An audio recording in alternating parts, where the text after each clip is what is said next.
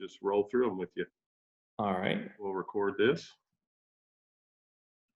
All right, if you're ready, we'll get going. First question: with everything that's happened during the pandemic, do those 2 wins you had on the West Coast at the beginning of the season seem like they happened a lifetime ago? Do you feel like your team's returning to the way you were running back then?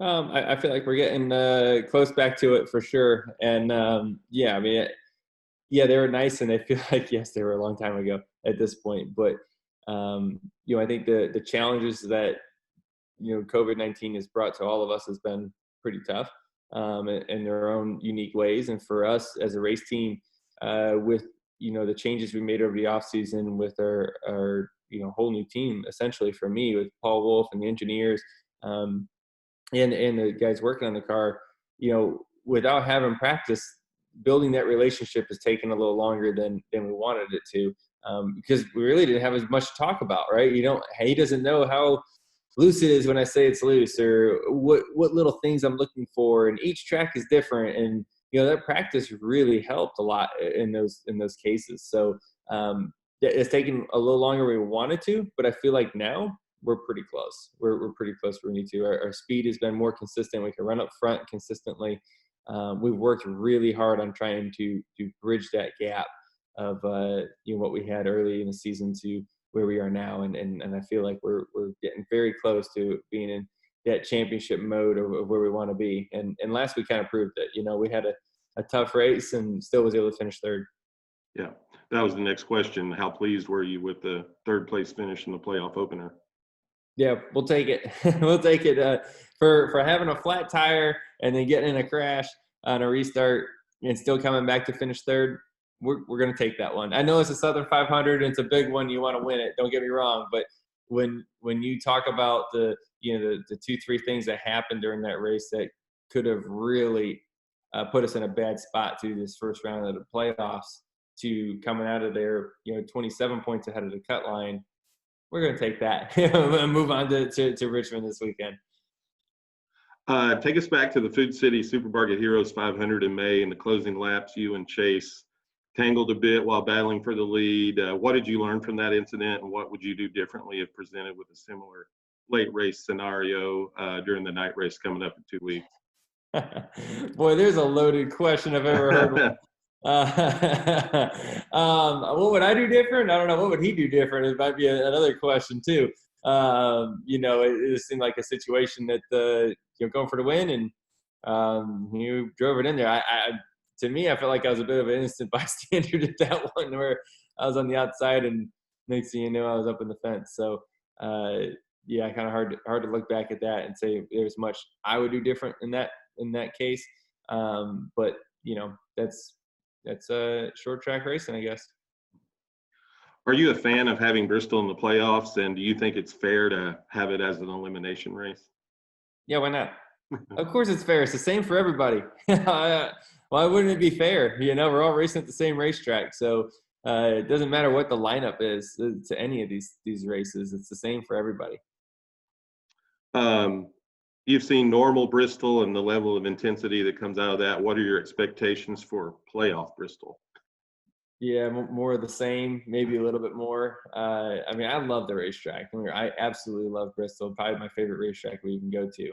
And just because the atmosphere is amazing, making a lap around that place is nuts. And then you put 40 of us out there on, a track that you're making, 15, 16 second laps around. That's crazy out there. So you put that on top of what's on the line for some people, where it's going to be trying to get to the next round or trying to get a win, whatever it may be. The intensity is going to be up, and it'll be interesting and a lot of drama for the fans to watch. When you're out there on the track, like at Bristol, in a playoff race, do your instincts just take over, or do you actually see yourself measuring the risk versus the reward as you try to improve your position on the track? Yeah, both.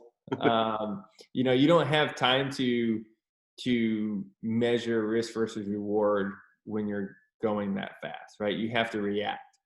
Now, with that being said, you measure all that before the race starts. That's where preparation is everything.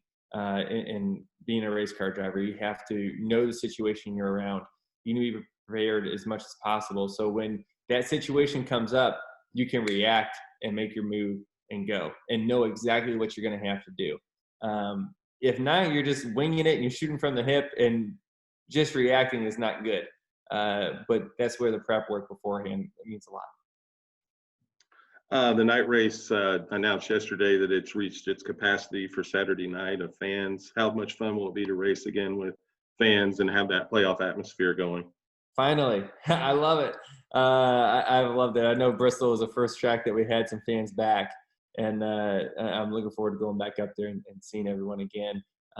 That's what makes Bristol so special. You walk in that place and you see the grandstands all the way around the racetrack, and they call it the last great Coliseum because, I mean, it's really like that when you go in there. So, yeah, you got to have fans in it. You can't just have empty stands. You got to put people in those things, and that's what Bristol's been able to do, which is really, really neat. I'm looking forward to that, especially in the night race because, you know, under caution or whatever, when we have a chance to look around for a second, you see all the, you know, the lights go off on everyone's camera phones and all that. It's kind of a pretty cool sight to see.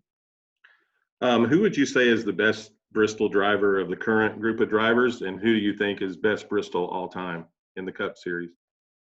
Mm. Mm. I feel like I'm pretty good there. you gotta, you gotta look at yourself a little bit and have some confidence at least. So I feel like that's a good track for me. Best of all time, and you start looking at, I guess, win numbers, right? And you got to think of Kyle Busch. You got to think of, you know, Dale Earnhardt. You know, Terry Labonte is pretty good there. Kurt is really good there. You know, Brad's got, I think, 2 or 3 wins there. You know, so there's a few drivers that have really made that place their home in ways. So yeah, it seems like one of those racetracks that when a driver gets it and kind of gets a hold of what it is, it becomes a track that makes them really tough to beat there. Lately, there's been talk about NASCAR's major races, like golf's majors. Do you feel the night race is in that conversation, and how important is the night race to NASCAR? I think it's pretty close to it. Yeah, I think you have, you know, obviously there's Daytona, there's Indy, there's the Southern 500, Bristol night race, Coke 600. I think all of those are kind of, to me, major races of the season, or bigger ones that we all as racers want to say we've won, right? We want to say we've been part of it. You know, whether it's a high paying race or not. I mean, yeah, it matters, but not that much. It's all about kind of like, did you win one of those crown jewel events? And yeah, I do think the Bristol night race is part of that. Last question for you. The NFL and the NBA have taken an active role in protests. NASCAR has taken a different approach through education. What role do you feel that sports should play in social issues? Yeah, I mean, I think there's a time and a place for things, and the biggest thing that we can do is listen and learn. You know, because I don't think anybody is as educated as they need to be on any of these topics, right? I mean, like, I know I did not know a lot of things that were going on, and trying to understand it and listen and learn, right? That was kind of the approach that we took, because we need to, before you react to something that you don't know much about, well, that's kind of the wrong move, in my opinion. You can't just react if you don't know what's going on. So to me, the first move is to always listen. That just seems like the smart thing to do, is just listen. And then and then the biggest thing to me is how you fix stuff is just choose love. That's it. Love wins all the time. You know, and that seems like the easy answer, but it's a hard fix. It seems like it's a lot easier said than done. But you know, for just our society in general. But I think we all need to just choose love and choose to listen and understand everybody's, you know, perspectives. All right. Well, we appreciate your time, Joey, and good luck this weekend. And we'll look forward to seeing you in a couple weeks here in Bristol. All right, sounds great. Thanks.